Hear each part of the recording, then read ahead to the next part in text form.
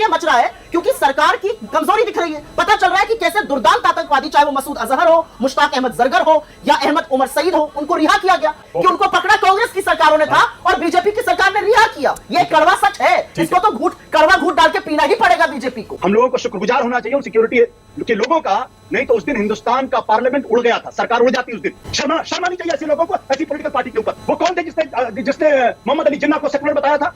कौन था वो आदमी? कौन सी सरकार थी जिसने पठानकोट में आईएसआई के हमले के बाद आईएसआई को बुला के जांच करवाई थी? कैसे शर्मनाक कोई बात हो सकती है? ये वही सरकार थी जो करगिल में पाकिस्तान के हमले को नहीं रोक पाई। इंटेलिजेंस मौजूद थी। क्या ब्रजेश मिश्रा ने इस्तीफा दिया? क्या लाल कृष्ण आडवाणी ने इस्तीफा दिया? क्या उसके बाद अटल बिहारी वाजपेयी ने इस्तीफा दिया? किसने इस्तीफा दिया? इतिहास का ये पन्ना है। भारतीय जनता पार्टी भागते हुए घूमेगी जब उसको करगिल की तरफ लेकर जाएंगे, जब उसको आईसी 814 तरफ ले जाएंगे। तो वही तो औकात क्या है पाकिस्तान की हमारे सामने? क्या है पाकिस्तान हमारे सामने? हमने पाकिस्तान के दो टुकड़े काट के कर दिए, हर युद्ध में पाकिस्तान को हरा दिया। हम पाकिस्तान का रोमांटिसिज्म यहां करते रहते हैं बैठकर। मालिक वो देखो। अजय आलोक, आपकी तरफ से, आपकी पार्टी और सरकार की तरफ से जो कुछ सवाल उठाए गए, मैं भी सहमत हूं, सब सहमत है। लेकिन अजय आलोक, यह भी तो सच है ना, हमारी सरकार, हमारे तंत्र, पूरे देश की कमजोरी उन 7 दिनों में पूरी दुनिया ने देखी और आज भी वो कचोटती है। अजय आलोक, मान लीजिए ना, क्या किया हमने उस हाईजैक के दौरान। 7 दिन बाद हमारे विदेश मंत्री जाके 3 आतंकियों को छोड़ के आए। 45 मिनट लाहौर या यहां पंजाब में फ्लाइट थी, हम कुछ नहीं कर पाए। अजय आलोक, जब आप ये हिंदू कोडवर्ड वाला, कोड नेम वाला मुद्दा उठाते हैं तो जाहिर है आप वो जख्म भी कुरेदते हैं ना देश के। कुछ नहीं कर पाए थे हम उन 7 दिनों में। मानक, पहले तो आपको थोड़ा सा करेक्शन करूंगा कि 179 आदमी नहीं थे उस जहाज में, 190 आदमी थे। 11 मेंबर्स का क्रू दल था। 190 भारतीयों की जिंदगी पे एक प्रश्न चिन्ह था। यह निर्णय जब हुआ कि 3 आतंकवादी छोड़े जाएंगे और हम 190 भारतीयों की रिहाई सकुशल करेंगे, तो इस निर्णय सर्वदलीय बैठक के बाद हुआ था। सही बात है, आतंकवादी छोड़ेंगे तो वो बाद में अपनी हरकतें करेंगे, जैसे उन्होंने किया, संसद पे हमला किया, अमेरिकन पत्रकार की हत्या की। Zero tolerance to terrorism and zero tolerance to corruption Narendra Modi की सरकार पिछले 10-11 साल से है। हम इसका अंतर देखते हैं। जब हमारे देश में कोने कोने पर आए दिन बम ब्लास्ट होते थे, कुछ भी होता था, वो नहीं होता है। तो ये सॉफ्ट टेररिज्म, हार्ड टेररिज्म कुछ नहीं होता है। टेररिज्म इज टेररिज्म, और उसपे स्टैंड एक होना चाहिए। जीरो। बड़ा कन्वीनियंट है और पार्टी मीटिंग पर आपने सब डाल दिया। सवाल करते हैं आप, काठमांडू से आती हुई फ्लाइट हाईजैक हो गई, हमें पता भी नहीं चला। इंटेलिजेंस फेलियर इतना तगड़ा, बिल्कुल। और जैसा मैंने कहा, पंजाब में कुछ नहीं कर पाए। 45 मिनट का मौका हमको मिला था। मान लीजिए ना नाकामी थी। आप यूपीए सरकार के वो बम ब्लास्ट तो याद दिलाते हैं, लेकिन मान लीजिए उससे पहले हमारा सिस्टम ही ऐसा था, हमें आता ही नहीं था हाईजैक को हैंडल कैसे करना है। आप 1990 की बात कर रहे हैं, 1999 की, जो आज से 25 साल पहले की बात है। सही बात है, ये इंटेलिजेंस फेलियर था, इसीलिए हाईजैकिंग हुई।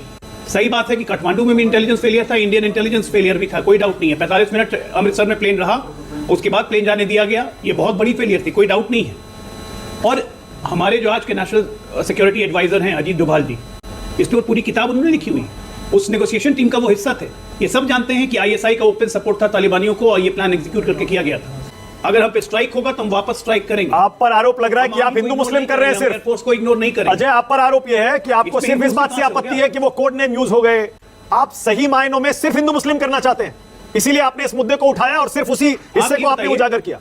आप ये बताइए कि एक समाचार पत्र, टेलीविजन, फिल्म, सोशल मीडिया, ये सब प्रचार का एक माध्यम है, एक परसेप्शन बनाने का तरीका है। हमारे हिंदुस्तान में तो आपने देखा होगा कि जब पाकिस्तान समर्थक, बांग्लादेश समर्थक कुछ बोलते हैं तो यहाँ पे कोई विरोध नहीं होता, लेकिन यह हिम्मत कैसे होती है पाकिस्तान समर्थकों की और बांग्लादेश समर्थकों की बोलने की? जरा ये काम पाकिस्तान में क्यों नहीं कर लेता है कि हिंदुस्तान के समर्थन में कुछ बोल ले? कभी ये सोचा है आपने? ये हिंदू और मुसलमान की बात नहीं है, ये बात है कि आप किस एंगल में, किस प्रिज्म में, किस रिलीजन को आप दिखाना चाह रहे हैं और किसको आप सॉफ्ट करना चाह रहे हैं। मैं सीधे सीधे पूछ लेता हूं, क्या सारे आतंकवादी मुस्लिम होते हैं क्या अजय? बिल्कुल नहीं, लेकिन ज्यादातर आतंकवादी मुस्लिम होते हैं। जरा मुझे हिंदू आतंकवादी का नाम बता दीजिए, हिंदू आतंकवादी का नाम बता दीजिए जो पूरा वर्ल्ड फेमस हुआ हो। जरा क्रिश्चियन आतंकवादी का नाम बता दीजिए जो वर्ल्ड फेमस हुआ हो। जरा ज्यूज आतंकवादी का नाम बता दीजिए जो वर्ल्ड फेमस हुआ हो। गलत क्या है? All Muslims are not terrorist, but majority of terrorist are Muslims. ये सच्चाई है, इसको मानने में दिक्कत क्या है? ओके सुप्रिया, ये बात तो सच है। सीरीज आपने भी देखी होगी, मुझे लगता है इस पैनल में सबने देखी होगी, मैंने भी देखी है। मुझे भी इस बात पर आपत्ति हुई कि सिर्फ कोड नेम, जो कि हिंदू थे, डॉक्टर चीफ, बर्गर, भोला शंकर, इस पर पूरी सीरीज निकाल दी। और अब नेटफ्लिक्स ने फैसला किया है डंडा पड़ने के बाद कि हाँ, शुरू के डिस्क्लेमर में हम वो असली नाम डाल देंगे। ये तो गलती है ना उनकी, ये तो मान लेना चाहिए। इब्राहिम अथर, शाहिद अख्तर सईद, सनी अहमद काजमी, जहूर मिस्त्री और शाकिर, वो 5 आतंकी थे जिन्होंने उस प्लेन को हाईजैक किया था, बिल्कुल इनके नाम सार्वजनिक करने चाहिए। लेकिन एमईए की वेबसाइट, गवर्नमेंट ऑफ इंडिया के गैजेटेड डॉक्यूमेंट्स भी बताते हैं कि चीफ, डॉक्टर, भोला, शंकर और बर्गर नाम से भी वो एक दूसरे को कोड नेम में रेफर करते थे। बिल्कुल बताना चाहिए दुनिया को कि ये 5 आतंकी सिर्फ इनके नाम ही नहीं, ये सारे के सारे पाकिस्तान के थे, ये भी बताना चाहिए। मुझे तो समझ ही भी नहीं आ रहा ऑब्जेक्शन क्या है, उसमें कोई ऑब्जेक्शन ही नहीं होना चाहिए। ये बवाल इसलिए मच रहा है क्योंकि सरकार की कमजोरी दिख रही है। पता चल रहा है कि कैसे दुर्दांत आतंकवादी, चाहे वो मसूद अजहर हो, मुश्ताक अहमद जरगर हो या अहमद उमर सईद हो, उनको रिहा किया गया और उसके बाद उन्होंने क्या अंजाम दिया, इस दुनिया में क्या क्या किया, कितने लोगों को मौत के घाट उतारा, वो सबको पता है। चाहे वो 2001 का पार्लियामेंट का अटैक हो, 2002 में डैनियल पर्ल की अगवा करके हत्या हो, 2008 का 26/11 मुंबई का हो, चाहे वो 2019 का पुलवामा हो, चाहे वो पठानकोट हो। इस बात में चर्चा क्यों नहीं हो रही है? इन लोगों को रिहा किया गया, इन्होंने विश्व में निर्दोषों को मौत के घाट उतारा। इसमें क्या हो सकता है? मुझे समझ में नहीं आ रहा है ऑब्जेक्शन किस बात का है। ऑब्जेक्शन तो इस बात का होना चाहिए कि टेररिज्म हैज नो रिलीजन, और उन लोगों ने गलत किया। और मुझे ये लगता है कि उनको ह्यूमनाइज करके दिखाना गलत था। अगर ह्यूमनाइज थे भी तब भी नहीं दिखाना चाहिए, क्योंकि टेररिस्ट और जो हिंसा करते हैं, जो रक्त रंजन करते हैं, उनको हमेशा बुरा और गलत ही कहना चाहिए। इसमें मेरी कोई दो राय नहीं है, मुझे बिल्कुल ऑब्जेक्शन नहीं। और एक बात मैं आपको बता दूं मानक जी, यहां पर बैठकर ज्ञान बांटने वालों की तरह मैं नहीं हूं। मैं उस पार्टी से आती हूं, उस प्रथा से आती हूं जहां हमने अपने पूर्व प्रधानमंत्रियों की शहादत देखी है, इस तिरंगे में लिपटा उनका खून देखा है, उनके शव देखे हैं इस देश को बचाए रखने में। तो हमको कोई आतंकवाद पे पाठ ना पढ़ाए। लेकिन मैं एक बात जरूर पूछना चाहती हूं, और वो बात पूछनी जरूरी है। जब आपकी आईटी सेल का व्यक्ति ध्रुव सक्सेना आईएसआई का एजेंट पकड़ा जाता है, आप क्यों चुप हो जाते हैं? जब आपका तारिक अहमद मीर, जिसने प्रधानमंत्री के साथ मंच साधा किया, 2020 में उसको एनआईए गिरफ्तार करती है हिजबुल मुजाहिदीन को एक्सेस, इंफॉर्मेशन और पैसा पहुंचाने के लिए, आप क्यों चुप हो जाते हैं? आप तालिब हुसैनी शाह पर क्यों चुप हो जाते हैं, जिसको पकड़ा गया, रईसी के लोग ने 2022 में पकड़ा, आपकी आईटी सेल का मेंबर था। आप सैफुल्लाह दुर्दांत आतंकवादी को टिकट देते हैं, आप आसिया अंद्राबी को बेटी बचाओ बेटी पढ़ाओ का चेहरा बनाते हैं, जो पाकिस्तान जाकर ट्रेनिंग लेकर आती है। आप दाऊद की पत्नी को वो बेधड़क होकर बंबई घूमकर चली जाती है। आप आईएसआई को पठानकोट आने कैसे देते हैं? आज सवाल यह भी तो पूछा जाएगा ना। 2016 में पहली बार हिंदुस्तान की सरजमी में हमारे एयरफोर्स बेस का निरीक्षण कर रहा है क्या आईएसआई, और उसको हमने ये ताकत दी कि वो यहां पर आके विटनेसेस से बात कर रहा है, वो यहां पर आके डीएनए रिपोर्ट देख रहा है, पोस्टमार्टम रिपोर्ट देख रहा है, 16 विटनेसेस से बात कर रहा है। क्यों? क्योंकि आप लाहौर चले गए थे सिवई खाने, बिरयानी खाने, गले मिलने। तो यह भी तो पूछा जाएगा ना, ये सवाल क्यों नहीं पूछे जाएंगे? मैं बिल्कुल मानती हूं कि किसी भी आतंकवादी की तरफ कोई भी ह्यूमनाइजेशन दिखाना गलत है, क्योंकि आतंकवादी रक्त रंजन करते हैं, हिंसा करते हैं, और उसकी लेश मात्र जगह नहीं है। लेकिन सवाल इस बात का नहीं है, सवाल इस बात का है कि किस तरह से हमने दुर्दांत आतंकवादियों को छोड़ा, उन्होंने क्या किया। और ये कड़वा सच है कि उनको पकड़ा कांग्रेस की सरकारों ने था और बीजेपी की सरकार ने रिहा किया। ये कड़वा सच है, इसको तो कड़वा घूट डाल के पीना ही पड़ेगा बीजेपी को। ओके सुप्रिया, मैं आपकी दाद दे रहा हूं, आपने बहुत ईमानदारी से अपनी बात कही है और आपने ये माना है कि हाँ, इस फिल्म में उनको ह्यूमनाइज करके दिखाने की कोशिश की गई है, पाकिस्तान आईएसआई का रोल कम करके दिखाया है। चलिए, कम से कम एक बात पर तो हम सहमत हैं। अजय आलोक कुछ कहना चाह रहे हैं, बोलिए अजय, क्या कह रहे हैं? पाकिस्तान आतंकवादियों को ह्यूमनाइज करके दिखाया गया, मान लिया इन्होंने, बहुत अच्छी बात है। लेकिन 2010 में जिन टेररिस्ट को रिलीज किया था, पठानकोट अटैक उन्हीं टेररिस्टों ने किया था, जरा ये भी पता कर लेती तो अच्छा था। मैंने तो 6 लोगों के नाम गिना दिए जो इनकी पार्टी का हिस्सा थे, दुर्दांत आतंकवादी थे, एनआईए तक ने पकड़ा उन लोगों को। आईएसआई की एजेंट मुखबिरी करते हुए पाए जा रहे हैं आपकी बीजेपी आईटी सेल के लोग। सिर्फ रेप और बलात्कार नहीं करते बीएचयू आईआईटी में, मेरा मुंह मत खुलवाइए। लेकिन मैं यहां पर एक चीज जरूर बोलना चाहती हूं और मुझे लगता है सीनियर पत्रकार इस बात का जवाब देंगे। आउटरीच अपनी जगह होना बिल्कुल ठीक है, जिसको गलत लगे आउटरीच होनी चाहिए। तो आउटरीच केरला स्टोरी पर क्यों नहीं हुई, जिसने बताया 33,000 महिलाएं और फिर कोर्ट में कहा 30 महिलाएं? क्यों नहीं हुआ उस सेलेक्टिव डेटा पर आउटरीच? क्यों नहीं हुआ? आपने एक शब्द का प्रयोग किया और वो शब्द बिल्कुल सही है, घावों को कुरेदना। किसने जम्मू कश्मीर के घावों को कुरेदा? एक घटिया पिक्चर बना के कश्मीर फाइल्स। किसने उनके दर्द को बार बार नासूर बनकर कुरेदा? और वो तब, और मैं आज तक ये बात नहीं कही, लेकिन आज कहूंगी, कश्मीर में जो हुआ 1989 में, वो तब हुआ जब भारतीय जनता पार्टी वीपी सिंह की सरकार को सहयोग दे रही थी, उनके समर्थन से सरकार चल रही थी, उनकी आंखों के सामने ये सब हो रहा था। वो दर्द कुरेदना नहीं है। एक एक्सीडेंटल प्राइम मिनिस्टर, एक मनगढ़ंत स्टोरी पर आपने पूरी पिक्चर बना दी, मनमोहन सिंह जी का चरित्र हनन किया, वो आउटरेज नहीं होनी चाहिए। मतलब आउटरेज भी सेलेक्टिव करेंगे आप। हमारे लोग गलत दिख रहे हैं तो आउटरेज होगी। मैं आपको इस शो पर एक बात कहती हूं मानक जी, अगर कभी भी इतिहास में किसी भी व्यक्ति को, चाहे वो बीजेपी का हो या कांग्रेस का हो, अगर उसको नेशनलिज्म पे, अगर उसको राष्ट्रवाद के मुद्दे पर गलत दिखाया जाएगा, मैं उसका विरोध करूंगी। लेकिन बीजेपी ऐसा नहीं करती है। कश्मीर फाइल का प्रमोशन प्रधानमंत्री करते हैं, आप नहीं कुरेद रहे लोगों के दर्द को, आप नहीं रक्त रंजन को बार बार दिखाते हैं।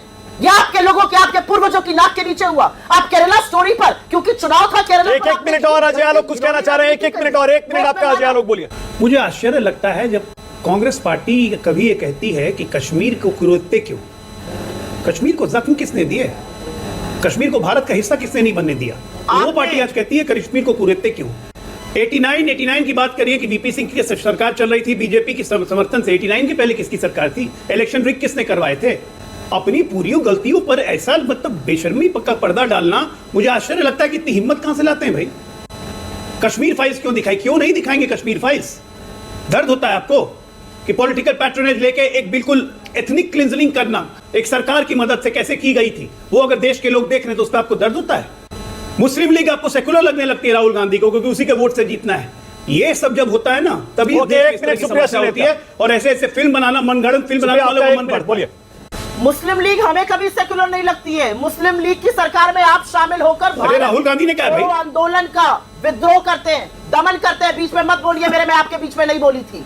आप दमन करते हैं क्विट इंडिया मूवमेंट का, महात्मा ने वहां पर आह्वान किया। आप मुस्लिम लीग के साथ मिलकर दमन करते हैं, उनके साथ सरकारें चलाते हैं, बंगाल से लेकर नॉर्थ वेस्ट फ्रंटियर प्रोविंस और सिंध तक। मेरा मुंह मत खुलवाइए उस पर, मेरा मुंह इस बात पर मत खुलवाइए कि जब 1989 में कश्मीर में कश्मीरी पंडितों का शोषण हो रहा था, उनके साथ उत्पीड़न हो रहा था, तो केंद्र में आपके समर्थन से सरकार चल रही थी। क्यों नहीं समर्थन विड्रॉ किया? क्यों नहीं आपने समर्थन विड्रॉ किया? आज यहां पर आकर सिर्फ बातें करेंगे। और मैं एक बात इस पैनल के लिए कहना चाहती हूं, मैं हिंदुस्तानी हूं, मेरे घर वाले हिंदुस्तानी हैं, मेरे आसपास वाले हिंदुस्तानी हैं। हिंदुस्तान की जितनी फिक्र मुझे है ना, वो बाकियों को नहीं हो सकती है। हिंदुस्तान की जितनी फिक्र हम करते हैं ना, क्योंकि हमने आजादी में शहादत दी है, हमने अपने लोगों को शहीद होते हुए देखा है। मुझे ना राष्ट्रवाद पर और ना मेरे धर्म पर पाठ पढ़ाइएगा। मैंने पूछा ना, केरला स्टोरीज बनी, कोर्ट में बोला गया 30 लोग हाथ जोड़ के माफी मांगी गई, स्टोरी चेंज करेंगे। दिखा इस देश का एक हिस्सा केरला है, केरला को गलत लाइट में क्यों दिखाया गया? पूछना चाहती हूं मैं ये बात। ओके आशुतोष, ये सीरीज आपने देखी होगी, आपको भी लगा कि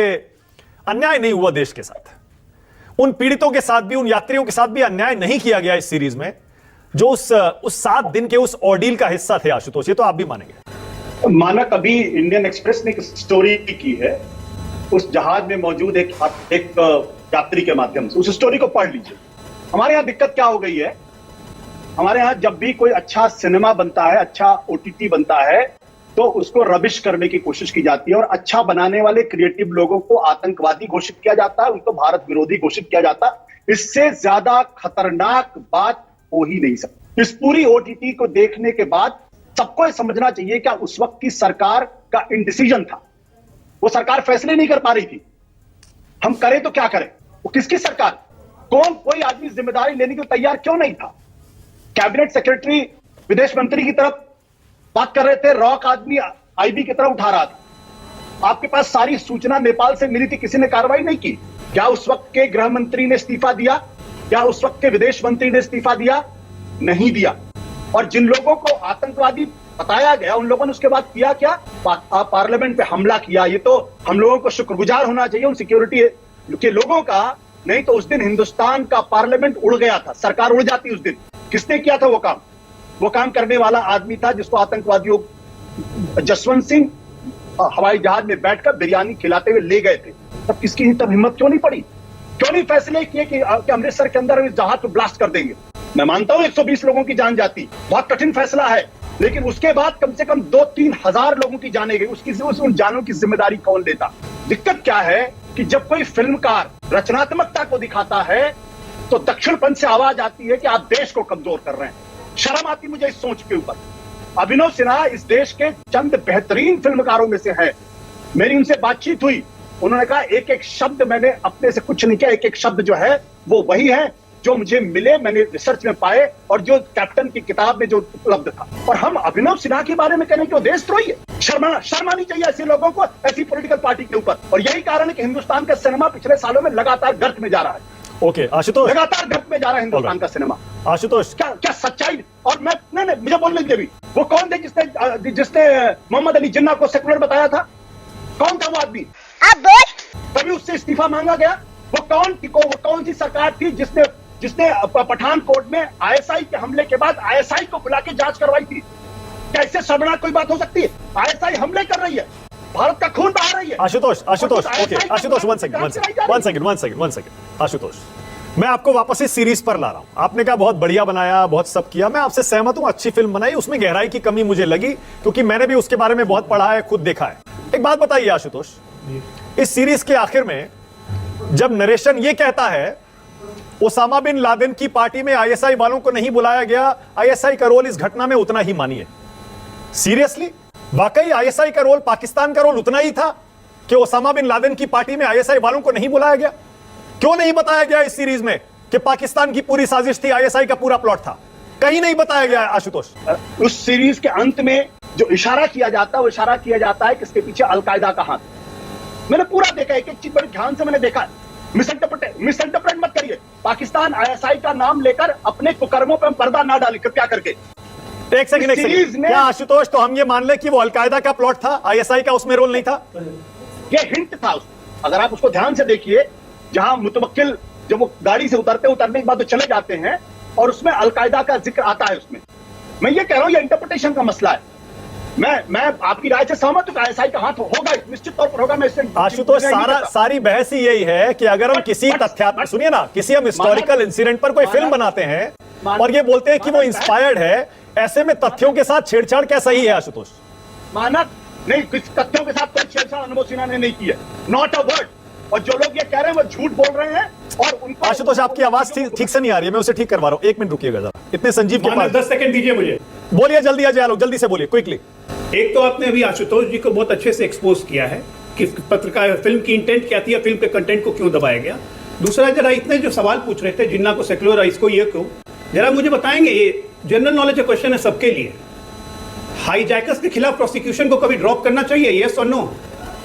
और हाईजैकर्स को एमएलए बनाना चाहिए, यस और नो? किसने किया था? जनरल नॉलेज क्वेश्चन सारे पत्रकारों के लिए। हाईजैकर्स का नाम था भोलानाथ पांडे, देवेंद्र नाथ पांडे, और दोनों बने 1980 के बाद एमएलए यूपी में। ओके अजय वन सेकंड, अब रुक जाइए प्लीज, एक सेकंड रुक जाइए। अजय वन सेकंड, मैंने किसी को एक्सपोज नहीं किया। एक मिनट अजय, मैंने किसी को एक्सपोज नहीं किया। आशुतोष की अपनी एक राय है, मेरी अपनी एक राय है। ये डिबेट का एक प्रोग्राम है, उन्होंने अपनी बात कही, मैंने अपनी बात कही। अच्छा संजीव, एक सेकंड, आशुतोष कुछ कहना चाह रहे हैं, बोलिए आशुतोष। पहले बोलिए। भारतीय जनता पार्टी के लोग मेरे ऊपर अटैक कर रहे हैं, मुझे बोलने का अधिकार। बोलिए। हाँ, मुझे बोलने का अधिकार है। ये वही सरकार थी जो करगिल में पाकिस्तान के हमले को नहीं रोक पाई। इंटेलिजेंस मौजूद थी। क्या ब्रजेश मिश्रा ने इस्तीफा दिया? क्या लाल कृष्ण आडवाणी ने इस्तीफा दिया? क्या उसके बाद अटल बिहारी वाजपेयी ने इस्तीफा दिया? किसने इस्तीफा दिया? इतिहास का ये पन्ना है। भारतीय जनता पार्टी भागते हुए घूमेगी जब उसको करगिल की तरफ लेकर जाएंगे, जब उसका IC 814 तरफ ले जाएंगे। और संसद पर हमला किसके समय में हुआ था? कौन लोग थे उस वक्त? हम इतिहास से सीखने को तैयार नहीं है। हम एक शब्द चला गया और दुनिया के जो सबसे जाने माने डायरेक्टर है अनुभव सिन्हा, उनको कहने की कोशिश करते हैं कि देशद्रोही है। शर्म आनी चाहिए ऐसे लोगों के ऊपर। आप अगर होते आशुतोष डिसीजन मेकिंग बॉडी में, उस ग्रुप में, जो वहां पर उस समय क्राइसिस मैनेजमेंट ग्रुप एक चलता था, सारे उसमें मंत्री होते थे, क्या फैसला करते आप? मान लिया वो सब नाकामी हुई, जब वो आतंकियों को छोड़ने का फैसला हुआ, क्या वो सही था या नहीं था, या निगोशिएट नहीं करना चाहिए? छोड़ना चाहिए, बिल्कुल नहीं छोड़ना चाहिए। मैं और जो 2-3 आतंकवादी छोड़े गए थे, उसमें 2 ने ग्लोबल टेररिज्म किया। वो जो उमर था, उसने पर्ल को, डैनियल पर्ल को, सही कह रहे हैं, बिल्कुल गला काटा था, उसका वीडियो जारी किया था। और उसके बाद भारत के संसद पर हमला हुआ था। यस, सवाल इसका नहीं, सवाल मैं बार बार इस बात को कह रहा हूं कि अटल बिहारी वाजपेयी की सरकार को कभी माफ नहीं किया जाएगा, क्योंकि उन्होंने कभी भी उसके बाद, ना तो करगिल के बाद भारत सरकार सीखी, ना कंधार के बाद सीखी, कोई प्रोटोकॉल नहीं बनाया गया उसके बाद। और आप कहते हैं कि मनमोहन सिंह, अरे जब गुजरात के मुख्यमंत्री थे नरेंद्र मोदी, कितने आतंकी हमले हुए थे? क्या रोक पाए वो? क्या रोकने की कोशिश नहीं? लेकिन आशुतोष, मेरे ख्याल से जहां तक मुझे याद पड़ता है, सूरत में बम फटता था, कभी स्वामीनाथन मंदिर बम फटता था। आशुतोष, जहां तक मुझे याद पड़ता है, ये जो आप कह रहे हैं ना, बिल्कुल कोई निगोशिएशन नहीं होना चाहिए आतंकियों से, जहां तक मुझे याद पड़ता है शायद भारत सरकार ने ऐसा एक प्रोटोकॉल, एक सिस्टम, एक पॉलिसी बनाई थी कि हम अब आतंकियों से कोई निगोशिएट नहीं करेंगे, जैसे यूएस ने बहुत पहले बनाया था। फिर जैसे मैंने कहा, इजराइल की तो पॉलिसी है ये, उनके हॉस्टेजेस आज भी वो हमास के कब्जे में है, वो छुड़ाने के लिए ऑपरेशन करते हैं, लेकिन बोलते हैं कि बात नहीं करेंगे। अगर मैं संजीव की इस बात से पूरी तरीके से सहमत हूं। अगर अमृतसर में डिसाइसिव एक्शन होता, और समय था हमारे पास, लेकिन इतिहास इस बात का गवाह है कि माफ करेगा अटल बिहारी वाजपेयी की सरकार फैसला नहीं कर पाई, बिल्कुल सही है, जाने दिया गया उसको। और मैं तो एक चीज और कहता हूं, देश में जो हमारे 4-5 बड़े हमले हुए ना, बड़े हमले, उनमें आप संसद वाला हमला गिन लीजिए, 2008 का मुंबई का हमला गिन लीजिए, इन सब हमलों के बाद याद करिए 2001 में तो वाजपेयी जी जब प्रधानमंत्री थे, संसद पर हमला हुआ, सारी फौज हमने बॉर्डर पर लगा दी, लेकिन उसके बाद 2-3-6 महीने बाद वो फौज यूं ही वापस आ गई। उसके बाद कम से कम आज की पॉलिसी पाकिस्तान में और दुनिया भर में संदेश तो ये भेजती है कि अगर आप कुछ करेंगे तो हम छोड़ेंगे नहीं। वाह बेटा, लगता है तुम गू खा के ही मानोगे। नहीं, यहां बैठकर एक फिल्म मेकर को यह कहना कि वो पाकिस्तान को रोमांटिसाइज करते हैं, यह राजनीतिक चश्मे से देखकर कहने वाली बात है, और मुझे लगता है यह सही बात नहीं है। यहां पर बैठकर कोई किसी को राष्ट्रवाद पे सर्टिफिकेट ना दे, क्योंकि सबकी पृष्ठभूमि, सबकी राजनीतिक प्रेफरेंसेस यहां पर लोगों को पता है। मैं एक बात जरूर कहना चाहती हूं, पाकिस्तान की क्या औकात है? पाकिस्तान की यह औकात है कि उनकी ISI को यह भी नहीं पता था कि ओसामा बिन लादेन उन्हीं के यहां रह रहा था और अमेरिका ने घर में घुसकर उसको मारा था। यह पाकिस्तान की औकात है। हम पाकिस्तान का हुआ कर रहे हैं। पाकिस्तान की यह औकात है कि हमारी प्रधानमंत्री इंदिरा गांधी ने सुप्रिया, नहीं सुप्रिया, 1 सेकंड, एक second, Supriya 1 second, Supriya 1 second, नहीं, ओसामा बिन लादेन पाकिस्तान में था, यह मत कहिए पाकिस्तान को नहीं पता था, प्लीज। पाकिस्तान की मंजूरी से, पाकिस्तान की शरण में था। तो वही तो औकात क्या है पाकिस्तान की हमारे सामने? क्या है पाकिस्तान हमारे सामने? हमने पाकिस्तान के 2 टुकड़े काट के कर दिए, हर युद्ध में पाकिस्तान को हरा दिया। क्या कर पाता है पाकिस्तान हमारे सामने? आटे चीनी को मजबूर पाकिस्तान। हम पाकिस्तान की बात करते हैं, पाकिस्तान को गिनना ही नहीं चाहिए अपने दुश्मनों में। टके का 3 नहीं है पाकिस्तान। हम पाकिस्तान का रोमांटिसिज्म यहां करते रहते हैं बैठकर। हाँ भाई, कैसी लगी? आगे स्वाद क्या है पाकिस्तान में, ये जानना चाहती हूं। और मैं फिर से एक बात कहूंगी, पंजाब में 45 मिनट रुकी फ्लाइट, 5 आतंकवादियों को हम नहीं वहां पे सुधार पाए। बोलिए Ajay Alok, closing comment, time खत्म हो रहा है। अजय आलोक बोलिए। कि पंजाब के मुख्यमंत्री अजय बोलिए जल्दी, क्विकली। थे और उन्होंने फैसला नहीं लिया। क्यों नहीं प्रधानमंत्री ने फोन उठाकर बात करी?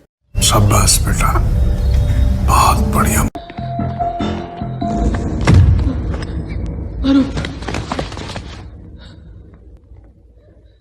क्या हुआ?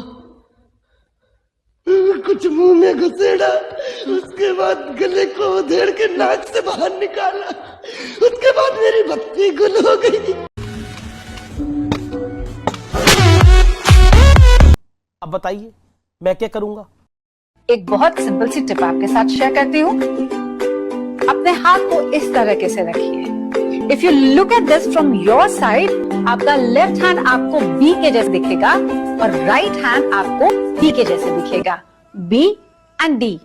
बी फॉर थोड़ी मदद रखिए। वे मैं थो तेरा मन पर